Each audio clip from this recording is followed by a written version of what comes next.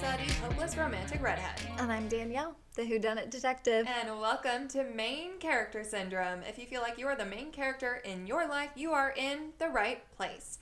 Alright guys, we are in part 3 of our Throne of Glass deep dive by Miss Sarah J. Maas. So we have had quite the journey so far. So we are up to chapter 37 and things are getting good. Yeah, we're about to get into a lot of action, a lot of romance still, and some heartbreak. Yeah, lots to come. So when we left off, we were at Celena was getting ready to kind of crash this ball of the Yulmus party. Yeah, she's skeptical of Nehemia. She wants to protect Dorian and Chaol from Nehemia. And let's be real, she also just wants to go to a ball. Yeah, who wouldn't want to go to a party? Especially if she wasn't invited. That just makes you want to go even more. Yeah, exactly. So we go 37. Remember, she was invited to temple, which is like the Yulmus ceremony. Think of it as going to like Christmas Eve service for church. So Celena and Chaol attend together, but they actually fall asleep both at the same time. And Chaol only notices when Celena starts like drilling on his shoulder, and she's like, "Oh, I'm sorry. Wait, you fell asleep too." And they kind of like bond over this. And then the ceremony, like people are giving out these blessings from the gods, right? So Duke Parrington is given like the god of war gift. Then Deanna, the goddess of hunt and maiden, is given to Celena, which turns out to be like this golden arrow. And this is important for the future. Deanna, the goddess of the hunt and maiden. Yes. That is not a coincidence. Yeah. And Selena's like embarrassed and uncomfortable. She doesn't like attention, right? Yeah. That's also something to note. Like, she does not want any of this attention. She just wants to fly under the radar like a good assassin does. Like, they hide in the shadows, and she is not able to do this. She is put on display, and she gets this golden arrow, which she's like, "Here, Chaol, I'm not allowed to have this, I suppose." And then Chaol kind of changes his tune and is like, "Well, can't argue with the gods." And so, like, these two kind of, their relationship is evolving in that way. Yeah. Chapter 38, Celena ends up going to the ball. We have Philippa, who, like, dolls her up. She's kind of been in cahoots with Philippa to do this. But she's like, if they ask, I didn't do it. She's like, yeah, I'm not going to throw you under the bus, Philippa. Don't worry. And Philippa's like, well, how are you going to even get the guards to let you go to the ball? And she's like, you're going to be a part of it. You're going to be like, go. And so she shoos her out the door. The guards don't ask any questions. She goes to the ball, and she has, like, this Cinderella moment where she's at, like, the top of the steps. The party's going on, and everyone, like, turns and looks at her. Including Dorian. Yes, and he was like, oh, my gosh, she's here, and wants to go greet her. But as she's walking down the steps, immediately Chaol meets her there at the bottom of the stairs, and Dorian is jealous. Yes. Dorian's like, bummer. Missed his chance, dude. Yeah. You gotta be quicker than that. And Chaol is mad. He's like, what the heck are you doing here? Yeah. Mind you, he seemed like he was going to ask her, maybe. A little bit earlier we still on. don't know, like, with the question. That is We what don't. Selena thinks, is that he was about to ask her to go to the ball. It seems maybe like that. he was wrong for keeping her out of these festivities, maybe. But we don't know that, so this is all just assumptions. But then Chaol refuses to dance with Celena. So I was like, Chaol, don't be such a jerk. Yeah, you're gonna miss your chance, buddy. He was like pretty rude about it too. And then Dorian comes over and he asks Celena to dance. Chaol's like, that's not a good idea. Everyone's watching. And Dorian's like, I don't care. Attaboy. Yes. If he wanted to, he would. Yes. And he did. And so he asked her to dance. And then we're in chapter 39 when they're dancing the night away, and they keep dancing even when the songs are over. And they're like dancing for an hour, maybe hours. I don't know the timeline here. But then a random man makes a comment to Chaol that Dorian looks like he's in love with her. And all of the girlies are like, yes, queen, get it. Okay. Then, obviously, while these two are dancing, Kaltain is pissed. She is not happy that Dorian is spending all this time with Celena. Selena's kind of getting overwhelmed. She's tired. She's like, okay, I need to sneak out of the ball. Does not say goodbye to Dorian. And she just, like, goes to her room, right? Well, Dorian's like, you didn't say goodbye. He comes to her room, and they finally share a little kiss. On and it's the so lips. sweet on the lips. Guys, I think it's more than one. And, it's more. And Dorian decides internally that he wants to be with her. Yeah. Celena does, though, still have a reservation. It's like, she's like, has this realization. She's like, I'm kissing the prince. Yeah. Like, this is not good, kind of. Like this is the person that destroyed my kingdom. Yeah. Basically. So she kind of has her reservations, and she's the one that, like, pulls back, but then she's like, but I want it. So she has, like, this internal struggle. Yeah. Chapter 40, though, is the next day. She ends up sleeping in until, like, the afternoon. Dorian visits her room and then apologizes for kissing her. But Celena was like, I didn't hate it. Yeah, it's like, it wasn't horrible. Yeah. And so we kind of get this little moment with them where they're like, you know. And then jump scenes where Caltaine is now walking with the Duke. The Duke then tells Caltaine who Celena really is, or who Lillian really is, that it's actually Celena Sardothian, and comes up with a plan for Caltaine to poison her wine in the final battle. Yep. The Duke then reveals, this is important, that this is the king's plan. He's like, basically like, we have the king on our side. Yeah. And remind you, the king was the one that told the slave masters in Dovier to give her extra special treatment and like torment her. So the fact that he's like, okay, poison her here, it's clear that he does not like Celena. And it's clear he does not want her to win this competition. I will say, though, kind of jumping towards the end, I don't know that Duke Parrington was telling the truth in this scene. We can kind of get into it when we talk about some of the final scenes. But while we know that the Duke is working with the king, it does seem like maybe the Duke is doing some things by himself. That's also true.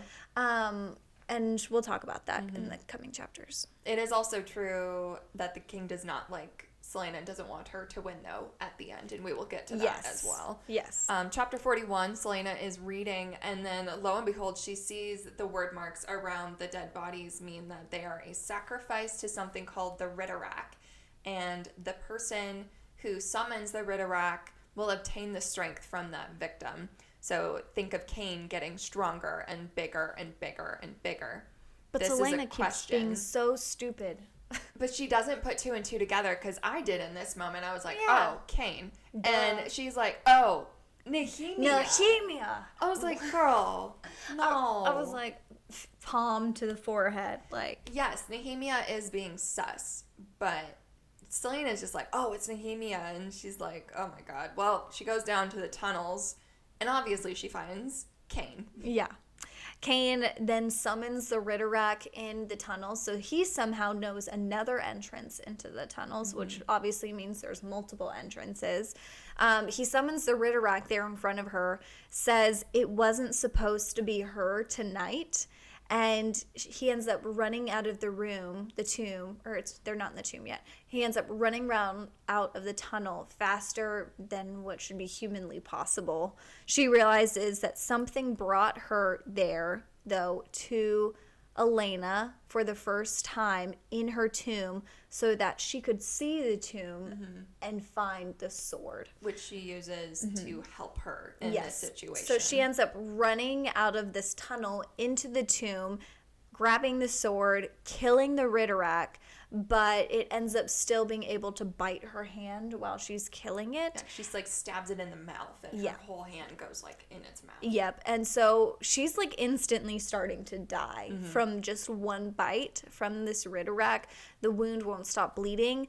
She's in her room. Somehow Nehemia ends up running in and using the word marks to hear her, or to heal her. But I wonder how she knew. I think it's just like intuition, because Nehemia said she didn't feel right, like leaving the animosity between her and Celena. So I think she was just right place, right time. I think something told her. That could also be true. I don't know. We never find out. And so chapter 43, Celena then wakes up. She is healed, and she has a scar on her hand from the bite marks. Nehemia is there, but she won't tell her how she healed her, and Celena then... They have this conversation, and she tells the truth that she is Celena the assassin, not Lillian Gordana. And Nehemia says, you are supposed to be in Dovir with ... And she trails off, not finishing who she's referencing, but we're thinking like, oh, it's the Eloi rebels. She also says, talks about the competitions and being the king's champion. Then the girls like make amends, and Nehemia renames Celena Elentia, spirit that could not be broken. And this is important in future books. Really? Mm-hmm. That's cool. Yeah, Celena has a million names. Yeah. Chapter 44, Celena is walking with Kaal and sees the king in the hall, and she's terrified. The king is suddenly returned now. She's like freaking out a little bit, and she says that he smells of death and danger and a stench of another world.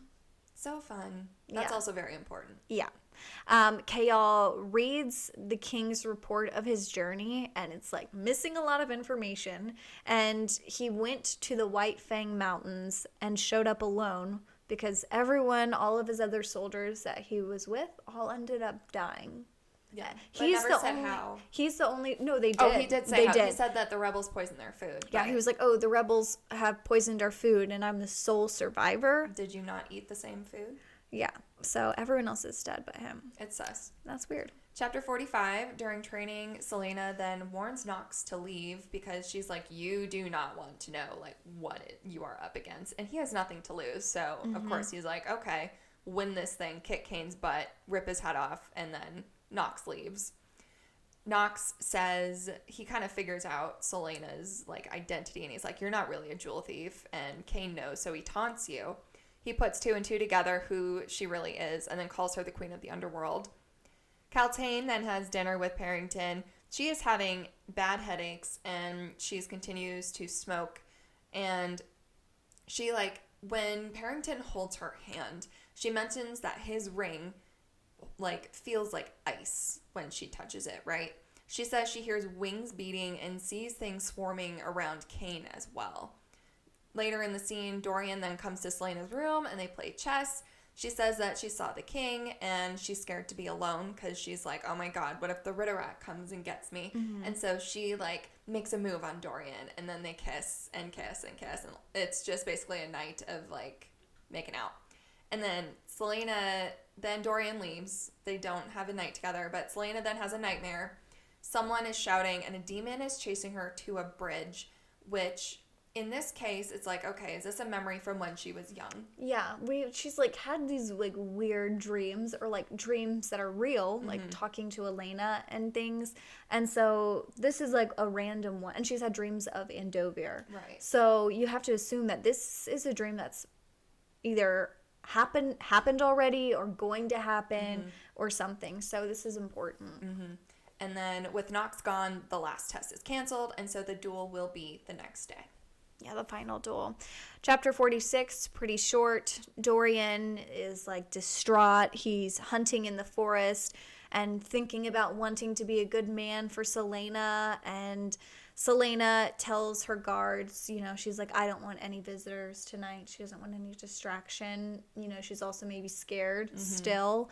And so she kind of has this like realization. She's like, I want to win. Like, I've always wanted to win, but, like, I want to win because I actually want to stay here at the castle. Yep, she wants to be with Dorian. Yeah. She has feelings for him that she's not really completely admitting, but they're there. Yeah. We know they're there. Chapter 47, this is where Caltaine kind of puts her plan into motion. She puts Bloodbane in Selena's wine that she's supposed to drink in the duel. The king... has the duel in front of the, like, obsidian, remember that word, obsidian clock tower, on the king's orders. Yeah, just like a last minute, like, we're going to do it in front of the clock tower now. Yeah, because that last minute, they're like, oh, it's outside? I didn't know this. Nehemia came to see the fight, to watch. The king says, like, do until you can't fight anymore, but there's no killing, right? There's no death. And Kane... they do like 2 duels, so 2-on-2, and then the last one will fight each other. So the first round, Kane will fight Renault with a sword gifted by Parrington. Kane quickly wins in like 3 minutes. Celena fights Grave, Then Chaol tries to give her a sword to fight with, but then Nehemia comes up and is like, no, use my iron tip staff. And Celena's like, I should probably use this. It's a symbolism of using an eelway weapon to take down an Otterlin champion. Someone from the outside is taking down your champion. Yeah, a little bit of rebellion there. Yeah. Chapter 48, I mean, this is a lot. We are getting into, like, the heavy stuff now and, like, things to notice. Yeah, so bear with us. Yeah. Celena fights Cain after she has drank this poisoned wine. Or wait. No, never mind. Back up. This is Celena fighting Grave. Silly me. Right? Yes, this is Celena fighting Grave in chapter 48. There we go. Quickly. Sorry for the confusion. Celena ends up fighting him, takes him down, and like tells him Grave her name. It took 2 minutes. She embarrasses Grave, which is important to note. She kind of like she throws her handkerchief at him. She's like, "Yeah, I'm Celena Sardothian, bitch." Yep. And yeah. So then Caltaine then gives her the poisoned wine before she goes to fight Cain. And the king's like, you're not going to get any time to recover. You're going to fight him now. So Cain's had a couple minutes to take a break. And then immediately she starts to feel sick as soon as the fight begins. Things start to feel slower for her. Cain begins laughing at her. And then she looks up and she sees Caltaine laughing at her as well. And she realizes, I've been poisoned. And she's like, I know this poison. It's been used on me before. Yeah. This is bloodbane. And this is where the king kind of knew what was happening because the king is like, nope, you don't get any time to recover. You're fighting now. Yeah. And then it's said during this fight, like Celena, like a bunch of stuff's going through her mind. And she says, seers used to use bloodbane to see spirits in other worlds. Pay attention to this because this is coming up. Yep. Cain starts beating her butt. Like, she is taking it. In her defense, she is, like, not with it. Yeah, it's bad. And Dorian's like, this isn't her. He senses that she's not okay. And Cain, like, starts having these conversations with her while he's beating her up. And Cain says, and what would your father say? It's all there under that wall you built. I can see it. What was it like waking up next to your parents? And, important. Remember the royal family of Terrason was murdered? So then I put, this feels like an Anastasia plot. Like the Romanov family that was killed, but then Anastasia survived. Yeah, and then he's like, your mother was a pretty one. Ugh. Yeah.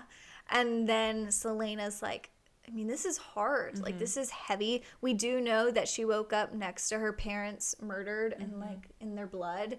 And so she's like, shut your mouth. But he also shouldn't know this. Yeah, how would he know this?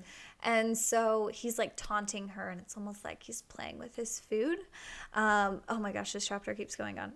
Yeah, this is a long one. Yeah, Celena ends up seeing a dead person with like pointed teeth, and he's like pointing at her. It's weird. So she's like starting to have these weird, crazy visions. Chaol keeps like yelling at her to get up off the ground, and I don't say yelling. He's like quietly or like just encouraging. Like Celena, get up. Yeah, get up. You have to get up. Like, get up. Like, this is a pivotal moment for these two because Chaol, knowing he can't cross that line, he gets up to that chalk line and he holds his hand out, and Celena holds her hand out, and it's like, I am not alone. I can do this. Yeah. Cain's throwing her up against the clock tower, and then all of a sudden she starts seeing these winged creatures and monsters who are surrounding her and attacking her. And it's very obvious now that the tower is a portal, that all of these creatures that only she is seeing and Cain are coming out of this clock tower. Cain then it's an accident kind of, but he ends up grabbing the eye of Elena and ripping it off of her neck. And Celena then sees an army of dead. And she's screaming and flailing by herself, and Cain is watching and laughing, and everyone who's watching this duel on the outside's like, what the hell, this girl is crazy, and she's crying. This is a trippy chapter because if you don't pay attention, you could miss a lot. You could be like, what the hell is going on? If you're reading this at a faster pace, you need to slow this chapter down a lot. Nehemia she then like runs over kind of, and she starts to trace all of these symbols in the air. Cain is now kind of taken on this kind of shadow figure thing next to her, and she's like, I will not be afraid. Then all of a sudden, all of these doors open up, and Elena comes out, and she barrels straight into Cain, who is actually hit. And then she like strikes this golden light shield from her and trying to protect Celena from these demons for a second. And then Elena stands with a sword and silver armor, kind of daring these demons to come at them. And she tells Celena, I can't protect you, but I can remove this poison from your body. When the poison's removed, she's like, you won't see me or the demons, though, but they'll still be there. Mm-hmm. And the king kind of nods to Cain. It almost seemed like approving now, like you can be done playing with your prey. Mm-hmm. And it almost seems like, okay, like show's over. Yeah, because this is where, remember, the king wanted this at the clock tower. Mm-hmm. So he knew this whole thing was set up. Yeah.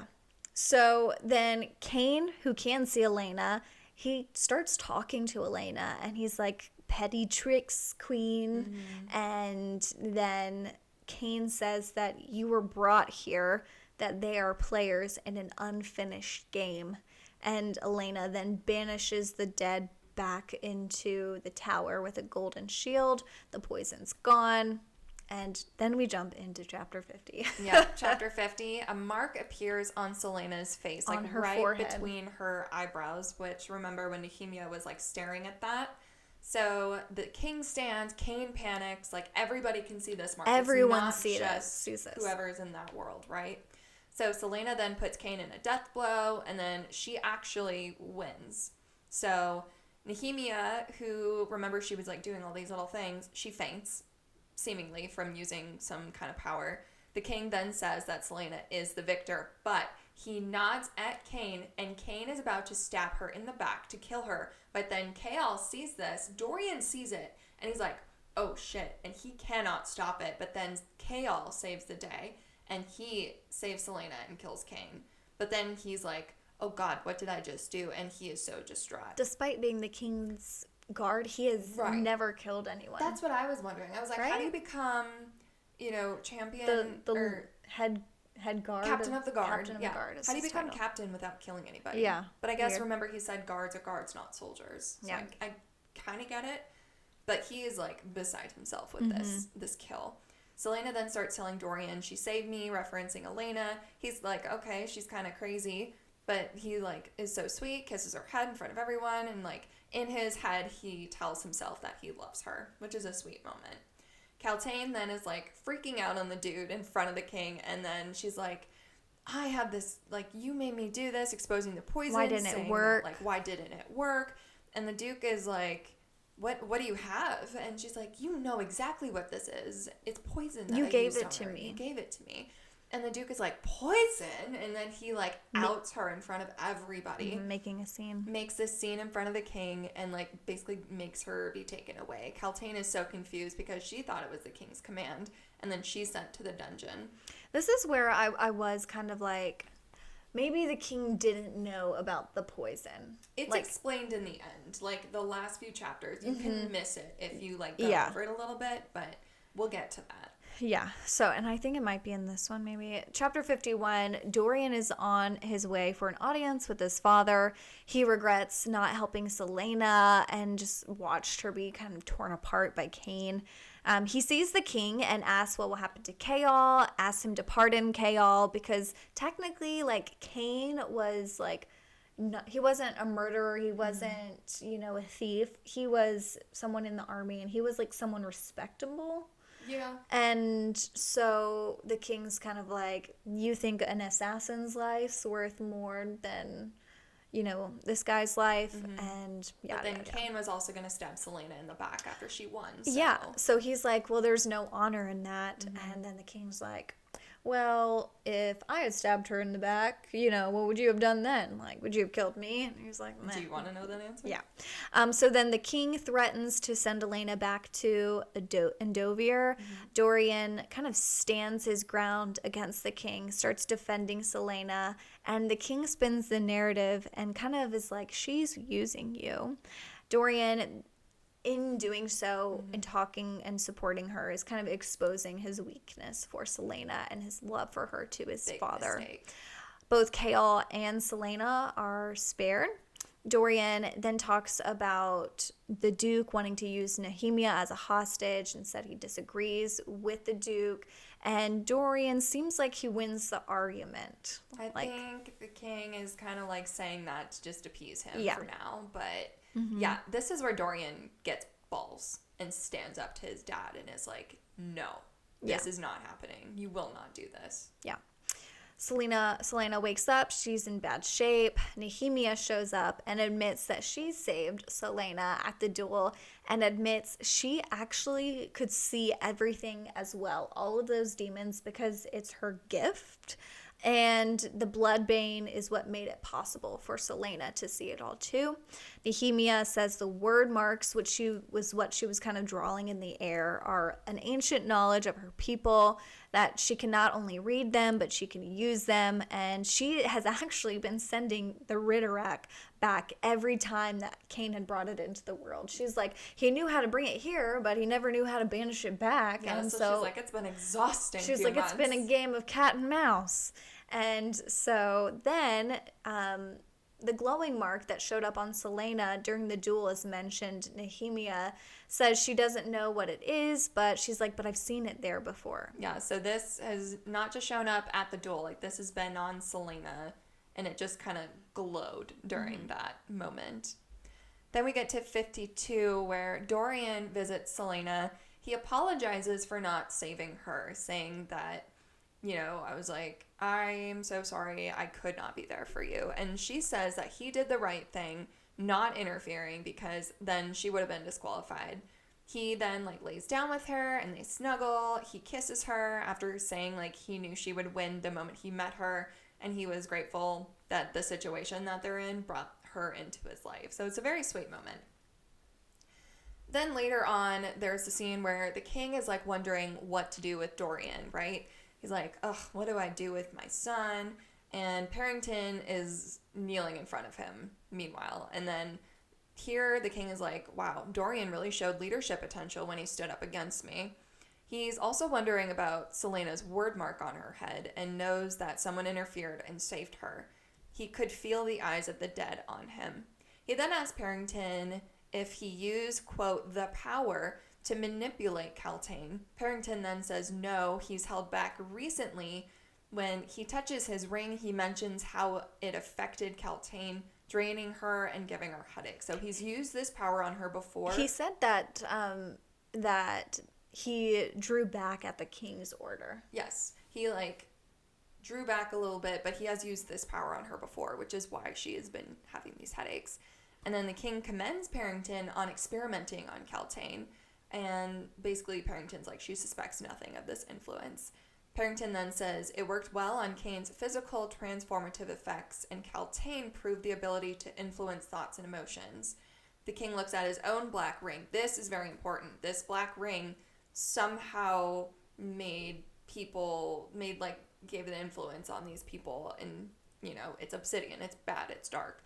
And they will eventually make Kaltain an offer to get her out of this dungeon that she can't refuse, because they're like, well, we used her. How are we going to get her back on our side? And they're like, well, we can make her an offer she can't refuse, or they have other methods to get her to comply.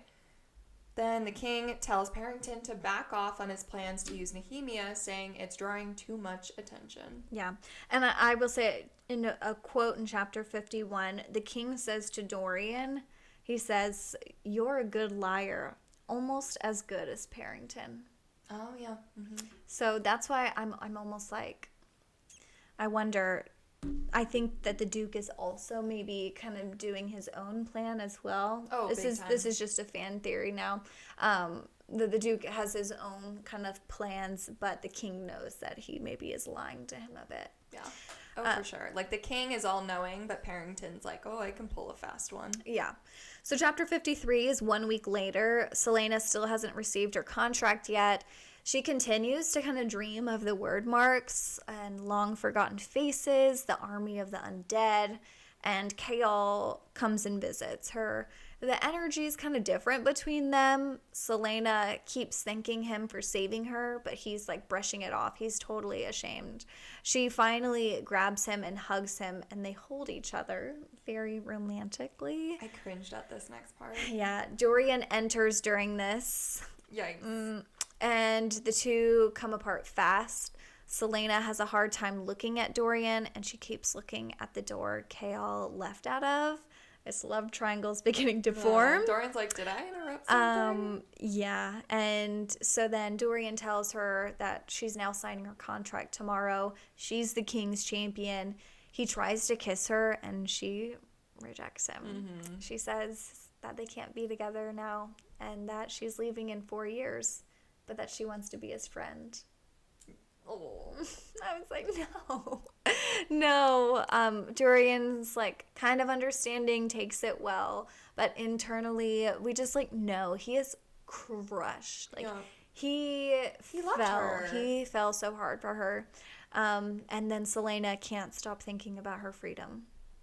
Poor cinnamon roll Dorian. Okay, chapter 54. Chaol is at the door to Celena's dining room. He says he needs to find Dorian to tell him it's not what it looked like. And he finds out that Kane's death, like, still haunts him.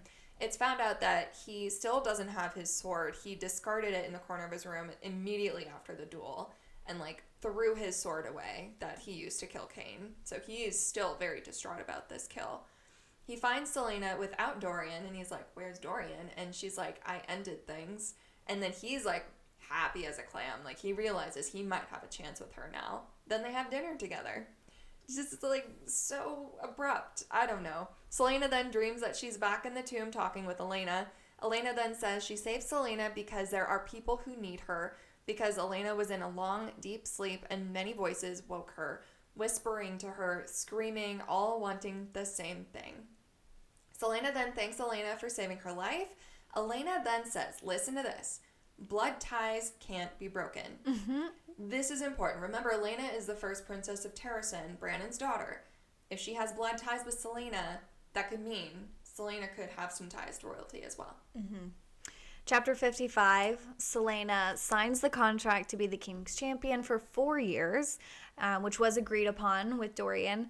The king threatens that should she fail any of her tasks, doesn't return, or defies him, he'll kill her friends and loved ones, to include Chaol. He specifically mentions Chaol. And Nehemia. And her family, her mother, her sisters, her brothers. Yeah. Like, goes down the family line. Mm-hmm. So Celena walks out feeling like she signed her soul away, but leaves walking arm in arm with Chaol, who doesn't have his sword with him still. And this kind of new relationship is forming. Which is Sarah J. Maas's specialty. Like, you think that you're with one love interest and you actually end up with someone else. Okay, but I hope that she ends up back with Dorian.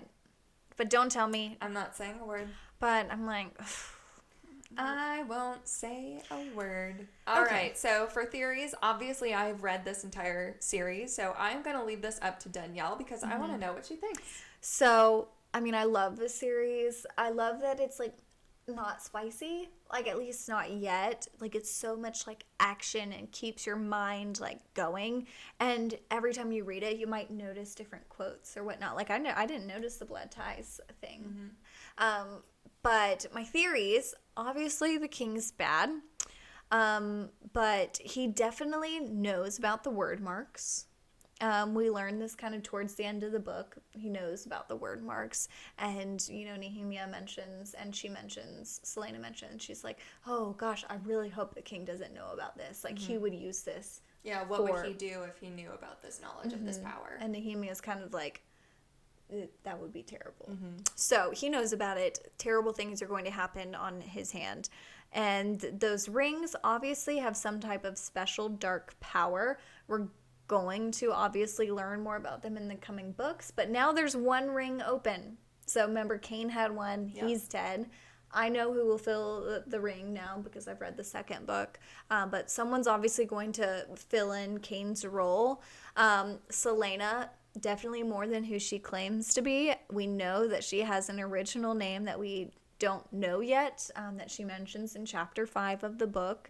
And obviously a love triangle forming between Celena, Kale, and Dorian. My theory, because I want this to happen, is she's going to end up with Dorian, but, we'll see. I love this book series so much. There are so many plot twists. Okay, now we're going to go to my favorite quotes because, I love quotes. One of my favorite ones, and this is well known in this series, it's "You could rattle the stars," and it's Elena saying this to Celena. "You could do anything if only you dared, and deep down you know it too. That's what scares you the most." Then this one is one of my all-time favorites because she's just so Celena Sardathian. Like, this is the epitome of her. This is while she's fighting Grave. Yes, and this is like the first part of the duel. She's like, "My name is Celena Sardathian, but it makes no difference if my name's Celena or Lillian or bitch, because I'd still beat you no matter what you call me." And I'm just like, you go, girl. And that kind of goes with my favorite moments because I'm like, anytime Celena opened her mouth to speak, because her quips are so funny. I love when Dorian, and I love all of his moments with Celena, but I love when Dorian gives her the puppy. That's such a special moment. But when Kale moved his hand to that chalk line to show Celena that she wasn't alone, that was a huge moment for me.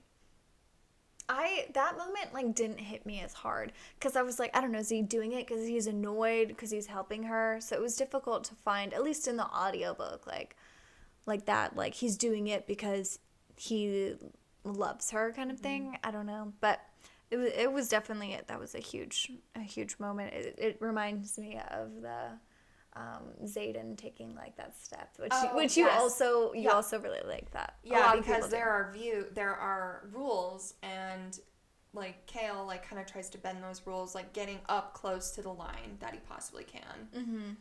And kind of get up, Celena, you can do this, get up. Yeah. Favorite moments, gosh, I don't know. I can't think of any major ones right now. Maybe I laughed at her being like, "If you eat my shoes, I'll make you into slippers." That was a funny moment. Literally, when her and Dorian are in the pool, the billiards room, and she's biting the pool stick. That was good. That was really funny. It's a favorite moment. And yeah, I don't know. I love this book. I love the whole book series. Well, I'm only 2 books in, but I love kind of where the series is going, and I love Celena as a strong female lead. Not to compare series, but I'm gonna compare series. I find her more tolerable, and I like her more than why am I blanking on her name? Violet. Oh yes. She is a lot more confident than Violet in this case. She's already very strong. She's an assassin.